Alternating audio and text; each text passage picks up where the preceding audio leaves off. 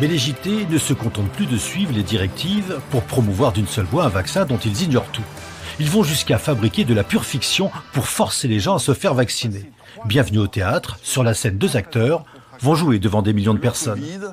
Vous étiez non vacciné, on va y revenir dans un instant, mais j'aimerais savoir quel est votre état de santé aujourd'hui, au moment où on se parle. Alors aujourd'hui, monsieur, d'abord merci de m'interviewer. J'en suis très honoré, d'autant que je suis dans un excellent hôpital, Ambroise Paré, et à Neuilly. Et j'ai vraiment une conviction qui s'est forgée en moi. Je veux, si je peux toucher l'ensemble des citoyens sans prétention, vaccinez-vous, vaccinez-vous, vaccinez-vous. Il n'y a qu'un mot, parce que c'est une question de vie ou de mort. Si on ignore encore le nom du metteur en scène, on apprendra que cet homme n'est pas un anti-vax, comme il le dit, bien au contraire. C'est un proche d'Emmanuel Macron, il était même candidat aux législatives.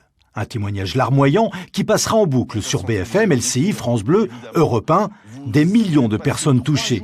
Objectif, décrédibiliser ceux qui, par prudence, refusent encore ces injections et forcer ceux qui hésitent à franchir le pas.